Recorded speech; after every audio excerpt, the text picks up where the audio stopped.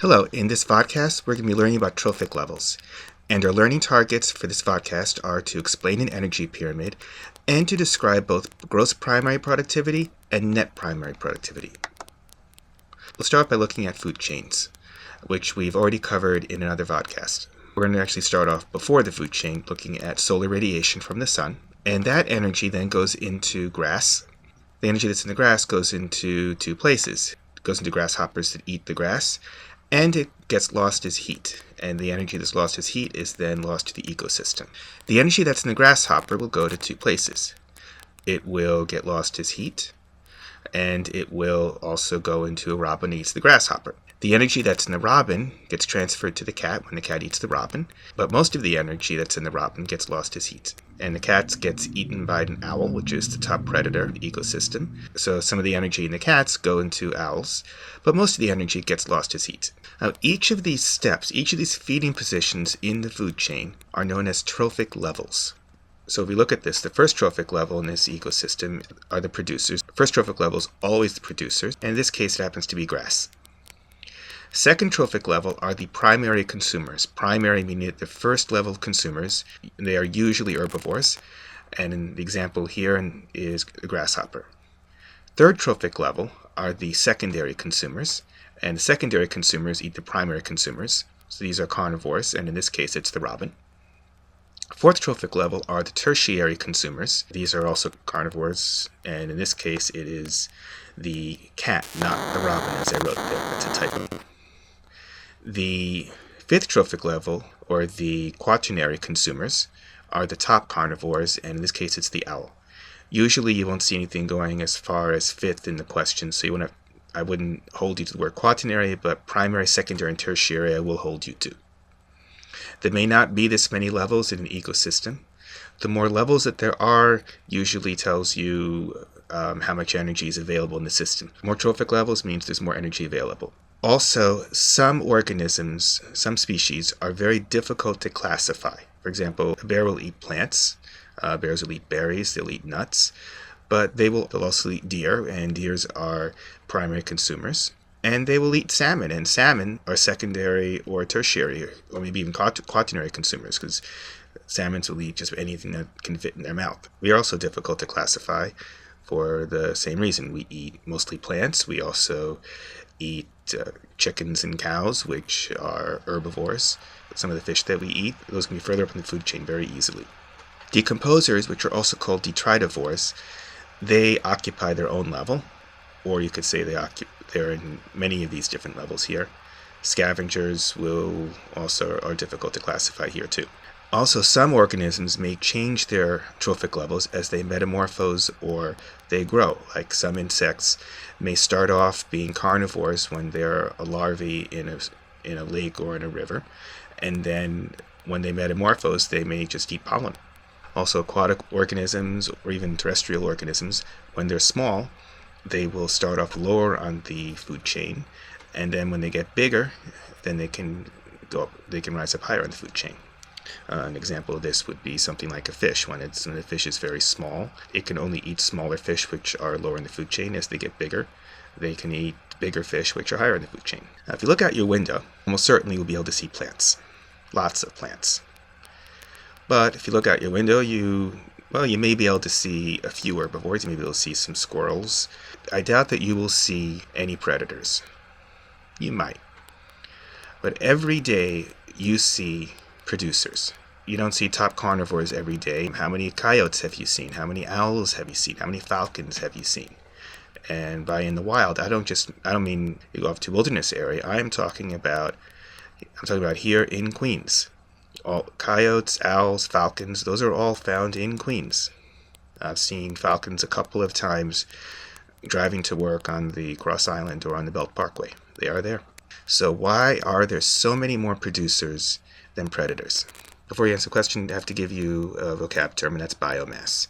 Biomass is the dry weight of all organic matter in an ecosystem. Organic matter contains the energy that is captured by photosynthesis, and it's in the form of chemical energy in the bonds that hold the atoms together. Like sugar and fats, those are all high energy molecules, and that energy is contained in the bonds. The organic matter energy that's in the ecosystem enters the biomass through photosynthesis, and it transfers across the trophic levels when organisms are eaten. So all the matter that is a part of you was once something that you ate.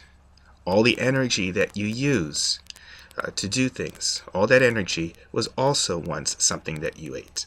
So since there are so many more grasses than owls, that means that a lot of the energy that's in the first trophic level is not getting to the last trophic level. That brings us to ecological efficiency. And ecological efficiency is the percentage of usable energy that transfers across trophic levels. Because the biomass of the first trophic level is so much more than the biomass of the last trophic level, or even the second trophic level. That means that a lot of the energy doesn't transfer. In fact, what the normal ecological efficiency is only 10%. So that means if you go out and you measure the dry weight of all of the producers in your backyard, and let's say you find out that it's 1,000 kilograms. And with the ecological efficiency of 10%, that means that the biomass of all of the primary consumers is 100 grams, because that's 10% of 1,000 kilograms. And then the secondary consumers, the biomass is 10 grams. Because it gets so much smaller so much more quickly, that's why there's so many more grasses than owls, because only 10% of the energy transfers, so that there can only be, the populations have to go down drastically each time there's a transfer. Which brings us to the energy pyramid, and the energy pyramid is something that you saw in high school biology. And here it's pictured over here, and basically what it does illustrates the energy losses across the trophic levels. Most of them, which are shown in here, they're not to scale, because the lowest one, number one, the primary producers, should in fact be 10 times the size of the second, and the second should be 10 times the size of the third, and so on.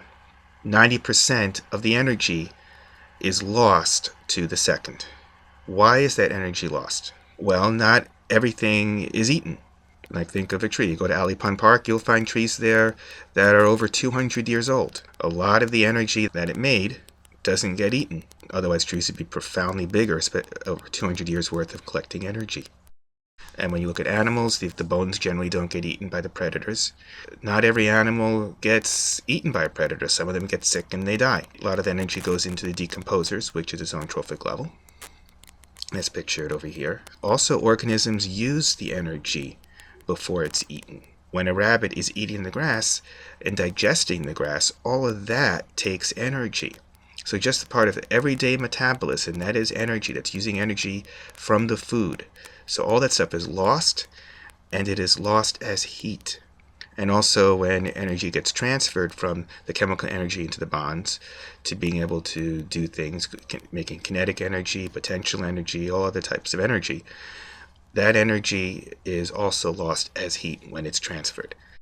That's why so much energy, 90% of the energy, is not available to the next trophic level. This brings us to productivity. Some ecosystems have more biomass than others. Like, look at the two pictures over here. This first picture here is Capitol Reef in southern Utah, which is a desert. If you look, you'll see lots and lots of bare soil. Go to the next picture below. This is a tropical rainforest. Everywhere you look, everything there is plants. You don't see any soil whatsoever. So there's profoundly more biomass in the second picture than in the first picture. Gross primary productivity, or GPP, is the rate at which producers convert light energy into chemical energy as biomass. So the gross primary productivity of the rainforest is profoundly more than in a desert. This particular term of gross primary productivity is not one that's quite so useful to ecologists, because a lot of energy is used by the producers and is not available to the consumers. So a better term is net primary productivity, or NPP. And this is the amount of energy's biomass that is potentially available to the consumers. The formula is right over here. It's NPP equals GPP minus R, where R is the energy that's used for respiration. That R is all the energy that is lost. It's that 90% that's lost. The areas that have the highest net primary productivity are swamps and marshes, or wetlands. tropical rainforests, estuaries, and coral reefs. One key concept that you should get out of this podcast is that net primary productivity determines the number of consumers in an ecosystem. The more productive the producers are, the more energy that is available to the consumers. Therefore, there will be more consumers. Now we come to the concluding questions. Number 1, why does the biomass of each succeeding trophic level decrease? Number 2, what does an energy pyramid show?